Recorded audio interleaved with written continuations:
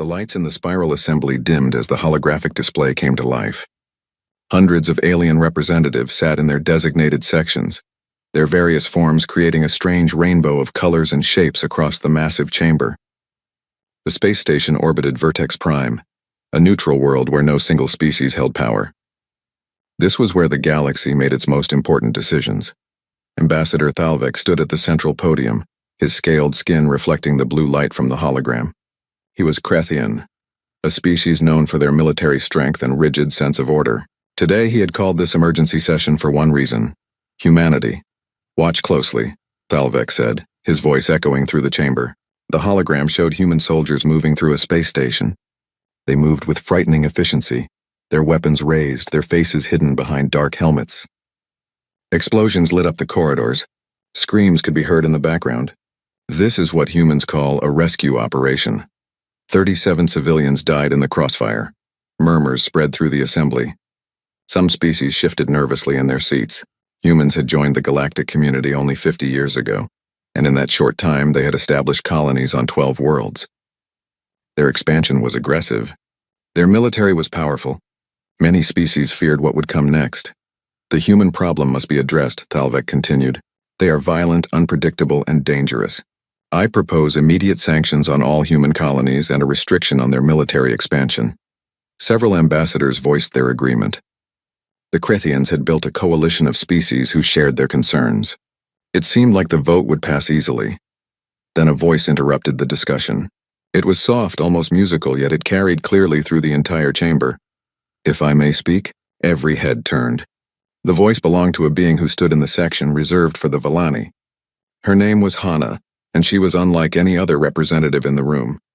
The Vellani were humanoid in basic shape, but their skin glowed with soft bioluminescent patterns that changed color with their emotions. Right now, Hana's skin showed gentle waves of blue and green, colors of calm and curiosity. The Vellani were famous throughout the galaxy. For 10,000 years, they had never fought a single war. They had no weapons, no military, no concept of violence. They were the most peaceful species anyone had ever encountered. When the Vellani spoke on matters of morality, everyone listened. "Speaker Hana," the assembly chairman said, surprised. "The Vellani rarely participate in such debates. What is your concern?" Hana stepped forward gracefully. Her robe seemed to flow like water. "I have watched Ambassador Thalvek's presentation with great interest. However, I notice that all the evidence shows only one aspect of humanity. We see their weapons, their soldiers, their capacity for violence. But this is incomplete." Thalvek's scales bristled with irritation. "What more do we need to see? The evidence speaks clearly." "Does it?" Hana's skin shifted to show patterns of yellow, the Vellani color for questioning. "My people have learned over many centuries that to judge a species one must look beyond their surface actions. We must understand their hearts, their values, their true nature. I request permission to visit Earth and the human colonies. Let the Vellani observe them directly. Then we will share our findings with this council." The chamber erupted in discussion. The idea was unusual, but the Vellani had never led the galaxy astray. Their moral authority was beyond question. After a long debate, the council agreed. Hana and a small delegation would visit human space. They would return in 3 months with their report. 2 weeks later, Hana arrived on Earth with 2 other Vellani observers. Minho was a scientist who studied other species' cultures. Jiwan was a philosopher who specialized in understanding different approaches to peace. Together they stepped off their ship at the landing platform in Seoul, one of Earth's major cities. They were greeted by Kyung-Soo, a human diplomat assigned to host them. He was middle-aged with kind eyes and graying hair. When he bowed respectfully, Hana noticed something the Krethians never showed in their footage: genuine warmth. "Welcome to Earth," Kyung-Soo said with a smile. "We are deeply honored by your visit. The Vellani are respected throughout the galaxy, and we hope to show you that humans are more than what some believe." Hana expected to be taken to military bases or shown displays of human power. Instead, Kyung-Soo took them to a museum. It was a place dedicated to human history, with artifacts from thousands of years of civilization. But this was not a museum of glory. It was a museum of sorrow. "This is the Memorial of Remembrance," Kyung-Soo explained as they walked through quiet halls. "We built it so we would never forget the cost of violence." The Vellani saw displays showing ancient wars, terrible weapons, and the suffering they caused. There were images of destroyed cities, starving children, mass graves. Minho's skin turned dark purple, the color of distress. Humans had fought each other for thousands of years before reaching the stars. But then they saw something else. Between each display of violence was a display of healing. Peace treaties signed after terrible wars. Enemies becoming friends. People from different nations working together to rebuild. Memorial services where former soldiers wept for those they had killed. We remember both, Kyung-soo said quietly. The evil we did and the good we learned to do instead. Every human child visits this museum. We teach them that we have the capacity for terrible things, but we also have the choice to be better. Ji-won studied a particular display showing a moment from Earth's history when nuclear war almost destroyed the planet. But humans had stopped themselves at the last moment, choosing survival over victory. You came so close to extinction, she observed. Yes, Kyung-soo nodded. And that taught us the most important lesson. Having power is not the same as using it. Sometimes the hardest choice is to hold back. To choose restraint when you have the ability to destroy. Over the next few days, the Villani saw more of Earth. They visited parks where human children played with alien children, their laughter universal despite their different languages. They saw hospitals where human doctors treated patients from a dozen species. They watched artists create beautiful paintings and sculptures.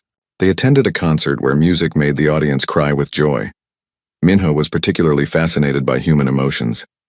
They cry, he said to Hana one evening. I have never seen a species express emotion so openly. They cry for strangers, for injustices that do not affect them personally, even for beauty that moves them. Hana had noticed this too. The Villani showed emotion through their skin colors, a more controlled expression. But humans wore their hearts openly. They laughed, they cried. They showed anger and love and fear without trying to hide it. It was raw and honest in a way that made Hana uncomfortable. It reminded her of something, though she was not yet ready to admit what. On their 5th day on Earth, something happened that changed everything. Kyung-soo took them to a government building where human leaders were debating a new policy. A colony world had requested military protection against pirates. Some leaders argued for sending warships. Others argued for negotiation. The debate was fierce, with people shouting and arguing passionately. You allow such disorder in your government? Ji-won asked, surprised. Most species had more controlled political systems. Kyung-soo smiled. We call it democracy. Everyone gets to voice their opinion, even if others disagree. It is messy and loud and sometimes frustrating, but it means that decisions are made by many voices, not just one. It helps prevent any single person from having too much power. In the end, the human leaders voted to send ships, but only for defensive purposes. If the pirates attacked, human forces would respond, but they would not seek out the pirates to destroy them. Protection, not aggression.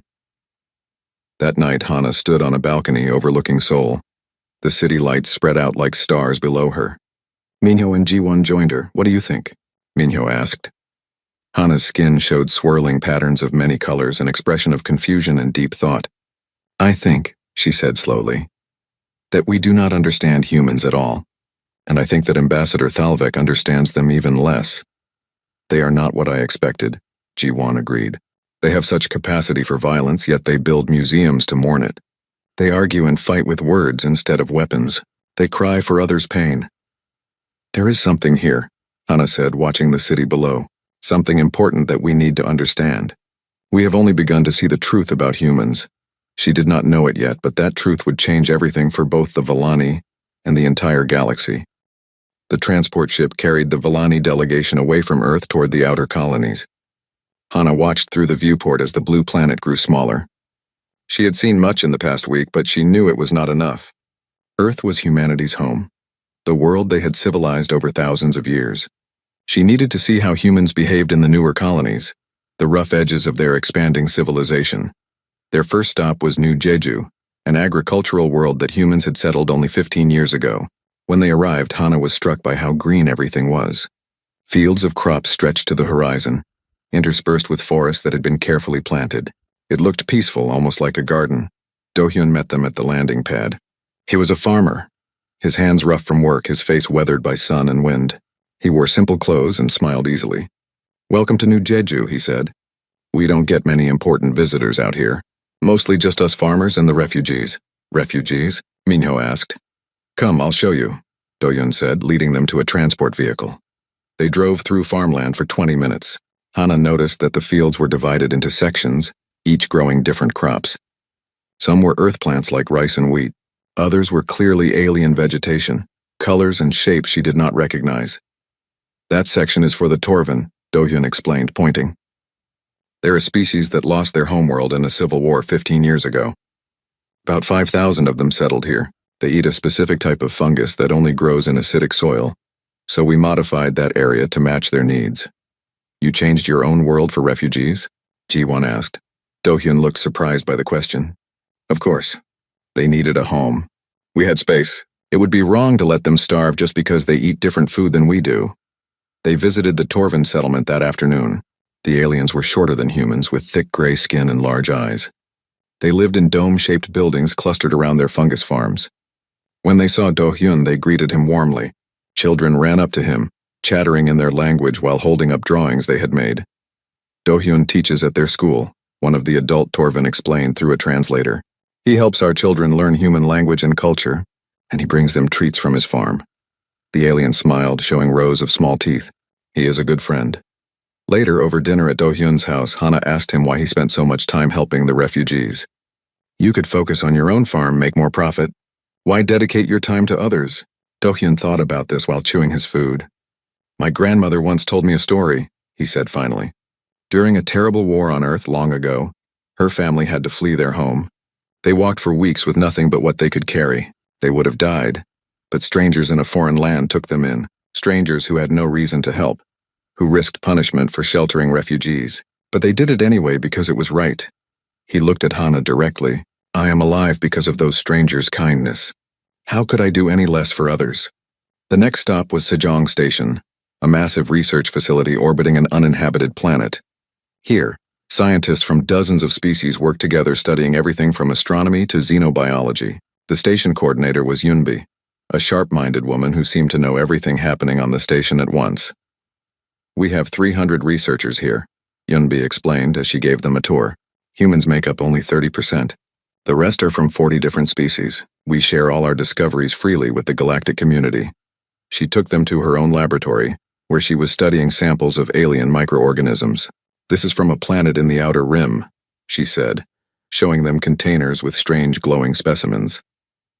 The Dravek Corporation wanted to strip mine that world for rare minerals, but I proved that these microorganisms are a unique form of life that exists nowhere else in the galaxy. Because of this research, the Galactic Council declared the planet a protected nature preserve. You prevented your own species from profiting? Minyo asked. Yunbi looked at him with confusion. It would have been wrong to destroy something irreplaceable just for money. These organisms have existed for millions of years. They have as much right to their world as we do to ours. That evening, Ji-won raised a concern with Hana. They show us only the good parts. Every species has darkness. Where is the human darkness? Hana had been thinking the same thing. The next morning she asked Kyung-soo directly. We have seen human kindness and human science, but Ambassador Thalvek's footage showed violence and destruction. Are you hiding that side from us? Kyung-soo's expression became serious. No, he said. We do not hide from our darkness. If you want to see it, I will show you, but I warn you it is not easy to witness. He arranged for them to visit a different kind of memorial facility. This one was on Earth, in a place called Jaehwan Memorial Center, named after a historian who had dedicated his life to preserving the truth about human violence. The guide who met them was also named Jaehwan, the grandson of the memorial's founder. He was young but spoke with gravity beyond his years. What you are about to see is difficult, he told them. But it is important. If we forget what we are capable of, we might do it again. The memorial was vast. It documented every major conflict in human history, every genocide, every atrocity. The Villani saw images of humans killing other humans over religion, over resources, over skin color, over nothing at all. They saw weapons designed for maximum suffering. They saw the results of hatred taken to its ultimate conclusion. Minho's skin turned nearly black with horror. Ji-won had to sit down, overwhelmed by the documented cruelty. Even Hana, who thought she had prepared herself, felt sick. But Jaehwan did not let them look away. This is what we are, he said quietly. This capacity lives in every human. We do not deny it. We do not pretend it does not exist. We study it, we remember it, and we teach every generation about it. Why? Hana asked, her voice barely a whisper. Why force yourselves to remember such pain? Because forgetting would be worse, Jaehwan replied. He led them to another section of the memorial. This part showed what came after the wars. Peace treaties, yes, but also something more. Truth and reconciliation commissions where victims confronted their tormentors. Reparations paid to those who had suffered. Former enemies working together to rebuild. We remember the evil so we can recognize it if it starts again, Jae-hwan explained. But we also remember that we chose to stop. That we chose to make peace. That we chose to be better. He showed them a quote carved into the wall in dozens of languages. Those who cannot remember the past are condemned to repeat it.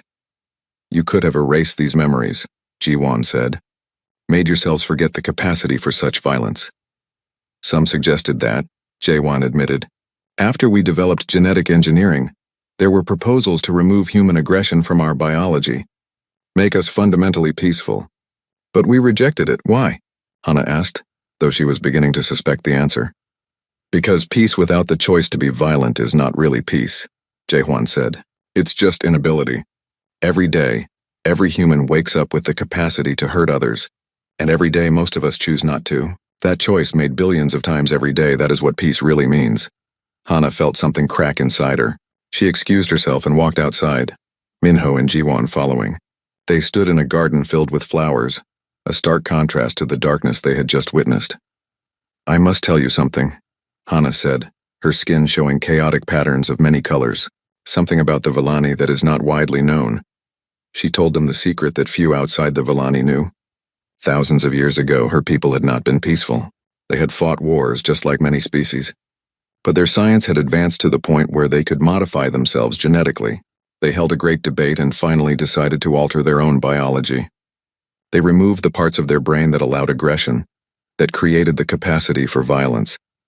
We did not overcome violence, Hana said, her voice shaking. We deleted it. We removed our ability to even conceive of harming another being. I thought this was our greatest achievement. But now you see humans struggling with their nature every day, Ji-won said softly, choosing peace despite their instincts. Is it truly peace if you have no capacity for war?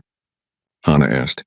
We Villani cannot fight, but is that morality or just programming? Humans can fight. They can kill. They have done terrible things, but they choose not to. They choose compassion despite their nature, not because of it. Minho's skin showed deep blue, the color of profound thought. Perhaps that is why their peace is stronger than ours. Our peace is absolute but passive. Theirs is active, chosen, fought for daily. Before Hana could respond, an urgent message arrived on Kyung-soo's communicator. His face went pale as he read it. There has been an attack, he said, his voice tight. A Krethian battle fleet attacked a research vessel in the borderlands. The ship was destroyed. 17 researchers were killed. He paused, looking at Hana with pain in his eyes. 5 of them were Villani. The news spread quickly. Within hours, every human world knew about the attack. The Villani delegation was rushed back to Earth as a security precaution. The galaxy waited to see how humanity would respond. 3 months after leaving Earth, Hana stood once again at the central podium of the Spiral Assembly. The chamber was packed, more crowded than she had ever seen it. Every species wanted to hear what the Villani had learned about humanity. The weight of their expectations pressed down on her like physical force. Ambassador Thalvik sat in the Krethian section, his scaled face unreadable. He had spent the past months building support for sanctions against humanity. The attack on the research vessel had strengthened his position. Many species now believed humans were too dangerous to allow unfettered expansion. Hana's skin glowed with steady blue light, the color of calm determination. I have spent 3 months observing humanity, she began. I have visited their worlds, spoken with their people, and studied their history. I have seen things that disturbed me deeply. Murmurs of agreement rippled through the assembly. Thalvik leaned forward, anticipation clear in his posture. But perhaps not for the reasons you expect, Hana continued. Yes, humans have a capacity for violence. Their history is stained with blood. They have committed atrocities that would horrify any civilized species. This is all true. She paused, letting the words settle. But I have also learned something else. Something that changes everything. The chamber fell silent.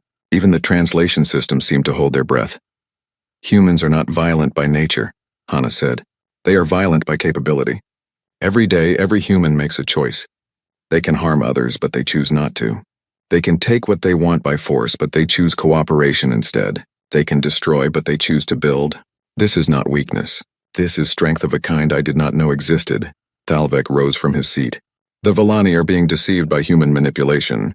They show you gardens and museums while building weapons in secret. No, Hana said firmly. They showed me their weapons. They showed me their capacity for destruction. They did not hide it. A human named Jaewon took me to memorials that documented every evil thing his species has done. They teach their children about their own capacity for cruelty so those children will choose better. She gestured, and a hologram appeared showing images from her visit. Human children playing with alien children, scientists from multiple species working together. The memorial walls covered in names of the dead, with humans weeping before them. The Villani have been the moral voice of this galaxy for 10,000 years, Hana continued. We have maintained this position because we are peaceful. We have never fought a war, never raised a weapon, never harmed another being. But I must now confess something. Our peace is not earned. It is programmed. Shocked whispers spread through the assembly. Even Minho and Jiwon looked at Hana with surprise. She had not told them she would reveal this secret publicly. Long ago, my ancestors modified themselves genetically, Hana explained. They removed the neurological capacity for aggression. We cannot fight because we were designed not to fight. We did not overcome violence. We erased the possibility of it from our minds. Her skin flickered with colors of shame. Humans could do the same. They have the technology. Some even suggested it. But they refused. Why would they refuse such a gift? Someone called out. Because they understand something we forgot, Hana replied. Peace without the capacity for war is not morality. It is simply inability. True peace comes from having the power to destroy and choosing not to use it. Humans make that choice every single day. That is why, despite our 10,000 years of peace, I believe humanity understands peace better than we do. The assembly erupted into chaos. Representatives shouted questions and objections. Thalvek's voice rose above the others. This is madness. The Villani have been compromised.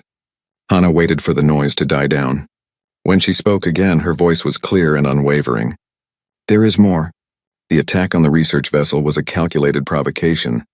It was meant to force humans into a war that would justify intervention by this council. 5 of my people died in that attack. 5 Villani murdered to prove a political point. She turned to face Thalvek directly. And how did humanity respond? Not with invasion. Not with destruction. They imposed sanctions and demanded justice through legal means. They chose restraint when they had every reason and every capability to choose violence. That is the measure of a species. Hana's skin blazed with bright white light, a color rarely seen, signifying an important declaration. Therefore, the Villani formally propose an alliance with humanity. We offer them our biotechnology, our medical knowledge, and our moral standing in galactic affairs. In return, they will provide protection for Villani worlds and vessels. Together, we will form the Partnership for Cooperative Defense.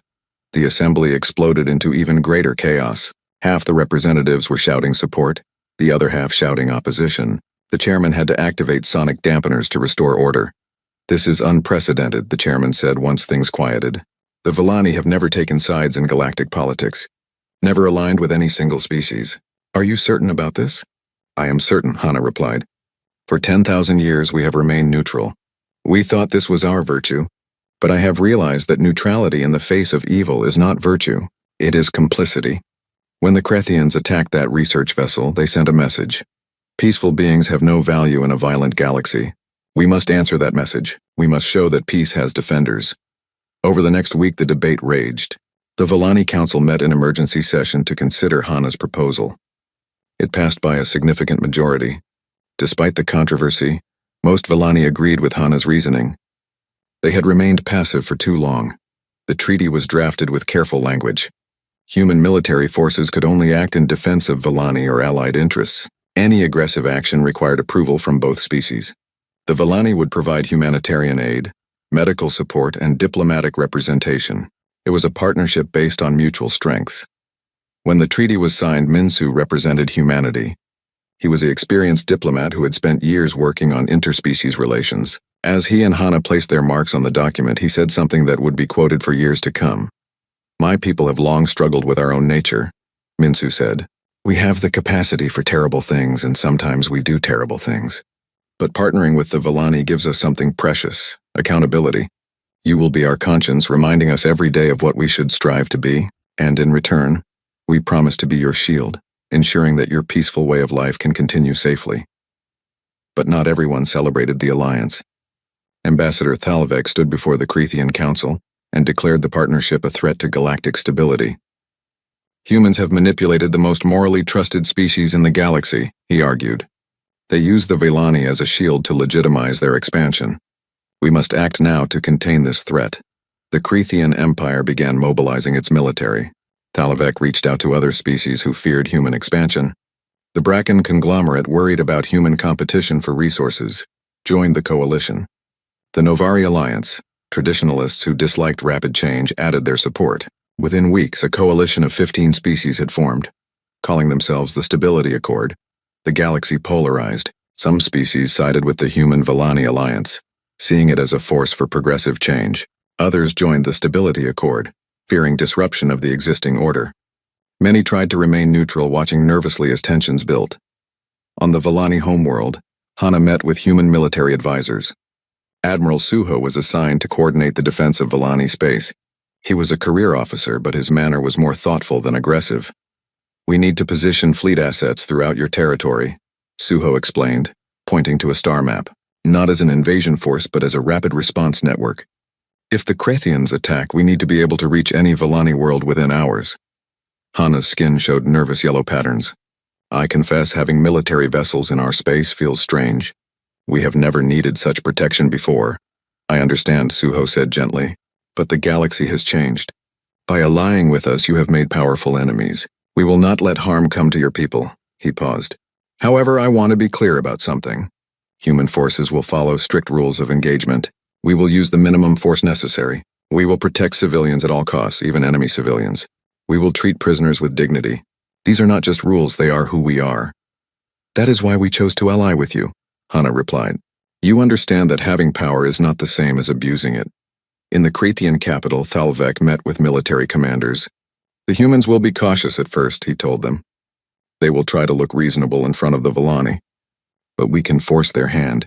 If we strike hard enough, they will respond with violence. And when they do, the Velani will see their true nature. What do you propose? Asked Commander Vektar, leader of the Crethean Third Fleet. Attack Velani Prime, Thalvek said. Their homeworld. The humans think they can protect it, but they have not positioned enough forces there yet. Strike quickly before they are ready. The Velani will panic and the humans will overreact with excessive force. The galaxy will see them for the warmongers they truly are. The Crethean Third Fleet emerged from faster-than-light travel at the edge of the Velani Prime system. 60 warships arranged themselves in battle formation, their weapons powered and ready. On the flagship, Commander Vektar watched the sensor displays with satisfaction. The humans have only 12 ships in system, his tactical officer reported. They are in orbit around Velani Prime, clustered in a defensive formation. Vektar smiled, showing his sharp teeth. 12 ships against 60. They cannot possibly win. This will be over quickly. He opened a communication channel to all ships. All vessels, advance at combat speed. Weapons free. Destroy the human fleet. The Crethean ships accelerated forward, closing the distance toward the planet. It would take them 30 minutes to reach engagement range. Vektar expected the humans to either run or die bravely. Either outcome served his purposes, but the human ships did not run. They remained in orbit, apparently waiting. When the Crethean fleet reached weapons range, something unexpected happened. Commander, we are receiving multiple targeting locks, the tactical officer said, confusion in his voice. Not from the ships, from the planet's surface. Thousands of targeting locks. Vektar frowned. What do you mean from the planet? The Velani have no weapons. Not Velani weapons, sir. Human weapons. They have installations all over the surface. Missile batteries, railguns, energy cannons. The entire planet is covered in them. How is that possible? Our intelligence said the humans had barely any forces here. On the lead human destroyer, Admiral Suho watched the Crethean fleet slow down in confusion. He had spent the past 2 weeks not positioning ships but positioning weapons. While the Cretheans watched for fleet movements, he had quietly landed hundreds of mobile weapon platforms on Velani Prime. The Velani had been nervous about having weapons on their peaceful world, but they had trusted him. Sir, the Crethean flagship is attempting to communicate, his communications officer reported. Put them through, Suho ordered. Commander Vektar's face appeared on the screen, his scales bristling with anger. This is a trick. You are using the Velani homeworld as a weapons platform. Yes, Suho replied calmly. Every weapon you see is programmed with precise targeting data. If you fire on us or the planet, You will face return fire from several thousand installations simultaneously. Your ships are tough, but they cannot survive that kind of concentrated attack. You are cowards hiding behind civilians. No, Suho said. We are defenders, using the most effective tactics available. You came here to attack a peaceful species. You expected us to meet you in open battle so you could claim we were the aggressors. I will not give you that satisfaction, he leaned forward. Here is what will happen. You will power down your weapons and withdraw. Or you will attack and we will destroy your fleet. Choose quickly. Vektar's eyes narrowed. You are bluffing. You would not dare fire from the planet's surface with Vallani cities nearby. You might hit civilians. Every weapon is programmed with precision guidance, Suho countered. We will not hit civilians, but you are correct that I would prefer not to test that in combat. So I am offering you a peaceful withdrawal. Take it. For a long moment Vektar said nothing. His tactical officer whispered urgently in his ear, showing him calculations. The odds were not good. Even if they destroyed the human ships, the surface installations would tear them apart. You may have won today, Vektar said finally. But this is not over. He cut the communication and turned to his crew. All ships prepare to withdraw. But then something changed. A junior officer at the communications console suddenly cried out, Commander, incoming transmission from Ambassador Thalvek, priority override code. Thalvek's face appeared on the screen before Vektar could stop it. The ambassador's expression was intense. Commander, you will not withdraw. You will attack immediately. That is an order from the civilian authority. Ambassador, we are outgunned, Vektar protested. Withdrawing is the sensible tactical decision. Sensible tactics do not matter, Thalvek snapped. Political victory matters. If you withdraw now, we lose everything. The galaxy will see Crethians backing down from humans. Attack. Force them to fire on you with Vallani civilians nearby. Even if we lose ships, we win the political battle. Vektar felt cold anger rising in his chest. You want me to sacrifice my crews for politics? I want you to follow orders, Thalvek said. Attack now or I will have you removed from command for cowardice. The channel closed. Vektar stood frozen, his mind racing. Around him, his bridge crew watched in silence. They had all heard the exchange. Sir? His tactical officer asked quietly. Orders? Vektar had been a soldier for 40 years. He had always followed orders. But this order felt wrong in a way he could not fully articulate. Still, disobeying would end his career. He opened his mouth to give the attack command. Then a new voice came over the ship-wide communication system. It was Admiral Suho. Commander Vektar, I have a different offer for you. My ships have the ability to disable your vessels without destroying them. We have cyber warfare capabilities that can shut down your systems. You and your crews can survive this. There was a pause. I know you have been ordered to attack. I know you face consequences for disobeying, but I am giving you another choice. Stand down, surrender, live. Let us prove that there is a better way than pointless death. He is trying to manipulate you. Thalvek's voice came through again on the override channel.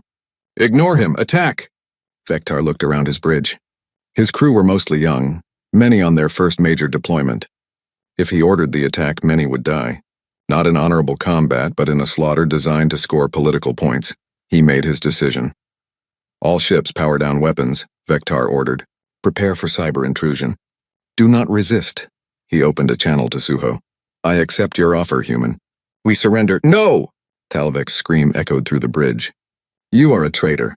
I will see you executed for this. Perhaps, Vektar said calmly. But my crew will live. He closed the channel. Over the next 2 hours, human cyber warfare specialists remotely accessed every Crethian ship and disabled their weapons and propulsion systems. Then human vessels moved in, docking with the Crethian ships one by one.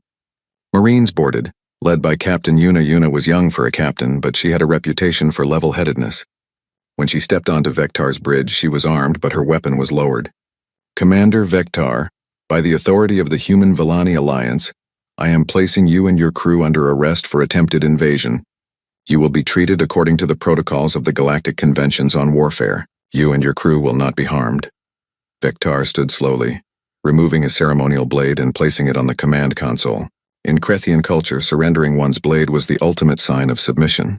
I accept these terms, he said formally. There is one more thing, Yuna said.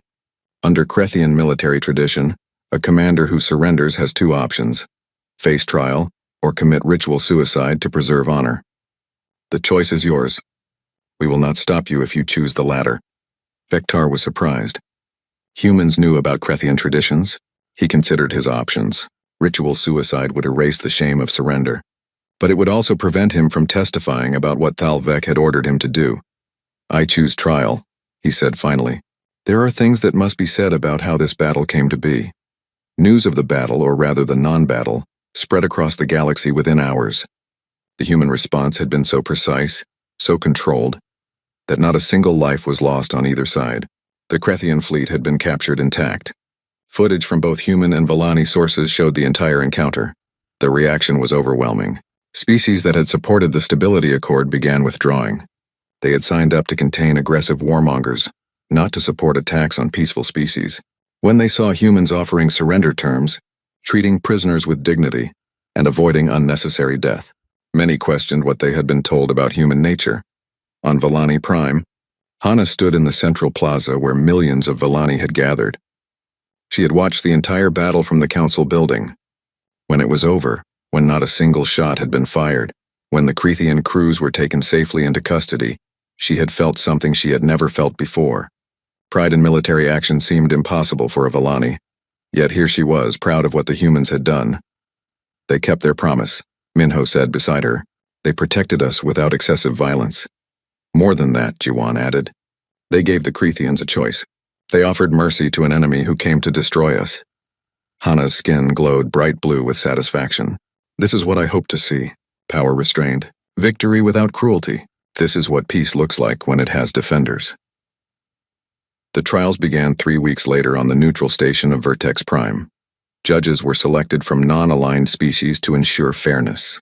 The Krethian government was invited to send cultural observers to ensure their traditions were respected. The prosecutor was a human named Jisoo, a legal expert who specialized in interspecies law. She presented evidence of the attack plan, communications between Thalvek and Vektar, and testimony from crew members who had been ordered to attack despite tactical disadvantages.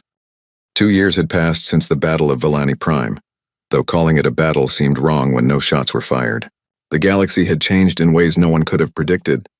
The space station where Hana now worked bore the name Unity Station, built jointly by 47 species who had joined the Cooperative Security Council. Hana stood in her office reviewing reports from across the galaxy. Piracy had decreased by 70%. Border conflicts were being resolved through arbitration instead of warfare. 3 civil wars had ended through diplomatic intervention, backed by the credible threat of peacekeeping forces.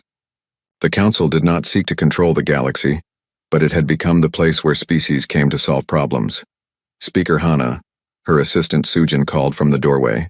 "The delegation from the Krethian Republic has arrived. They are ready for the admission hearing." Hana felt a flutter of nervousness. The Krethian Republic, formed after reformers overthrew the old military regime, had applied to join the Cooperative Security Council. It was the most controversial application yet. Many species still remembered the attacks, the fear, the deaths. Could Krethians really change? The hearing room was packed. Representatives from all 47 member species filled the seats. At the front sat Vektar, the former commander who had surrendered his fleet. He now served as the Krethian Republic's Minister of Defense, a position that would have been unthinkable under the old regime. Beside Hana at the leadership table sat Minsu, who now served as co-chair of the council. They had learned to work together so well that many species considered them a single unit, the visible symbol of the Human-Vellani alliance. "Minister Vektar," Minsu began, "your application has generated significant debate. Many species question whether Krethian culture can truly embrace the principles of cooperative security. What do you say to their concerns?" Vektar stood, his bearing still military but somehow softer than before. "I understand their doubts," he said. "For centuries, Krethian society glorified military strength above all else. We believed that power was the only currency that mattered, but the events of 2 years ago taught us otherwise." He activated a holographic display showing images from Krethian worlds, schools where young Krethians learned about diplomacy and conflict resolution, memorials to the victims of old wars, community centers where former soldiers taught peace studies. "We have spent 2 years transforming our society," Vektar continued. "It has not been easy. Many old guard military officers resisted. Some attempted a coup 6 months ago, but the people rejected them. A new generation of Krethians has grown up watching what happened at Vellani Prime. They saw that surrender with honor is possible, that mercy is strength, that there are victories that do not require death." "Words are easy," said the representative from the Novari Alliance. How do we know this change is genuine? You do not, Vektar admitted. We can only prove ourselves through actions over time. But consider this. The old regime would never have applied to join this council. They would have seen it as submission. The fact that we are here, asking to be part of something larger than ourselves, is itself evidence of change. Hana spoke next. I have visited the Krethian Republic 3 times in the past year. I have seen their schools, their communities, their government in action. Yes, some Krethians still hold old attitudes, but the majority, especially the younger generation, genuinely want a different path. Her skin glowed with honest blue. I believe they deserve a chance. The vote was close but ultimately positive. The Krethian Republic became the 48th member of the Cooperative Security Council. When the result was announced, Vektar bowed deeply, a gesture of respect that transcended species.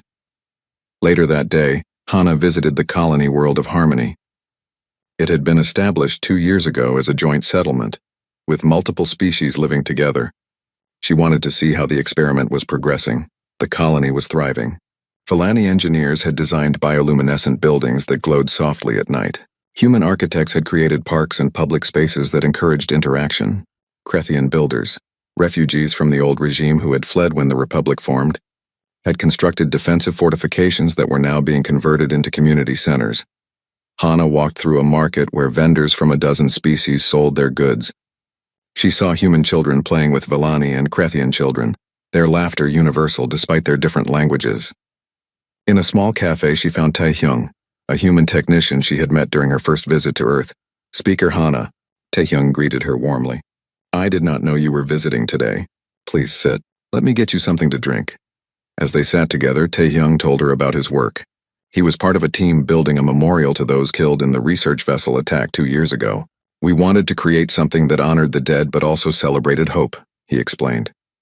A Krethian artist designed it. Your people provided the bioluminescent technology. Humans funded it through donations. May I see it? Hana asked.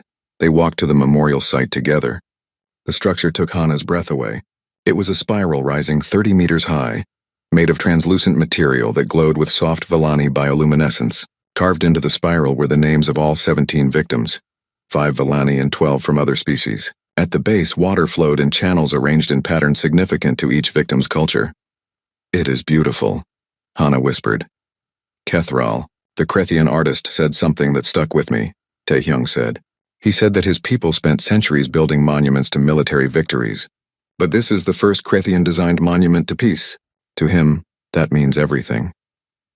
As they stood there, a group of school children arrived with their teacher. The class was mixed, humans, Vellani, Krethians, and others. The teacher, an elderly Krethian woman, began explaining the memorial's significance. These names represent a tragedy, she told the children. But they also represent a turning point. The violence that killed these people led to the alliance that now protects billions. Remember them not with anger, but with determination to build the future they died for.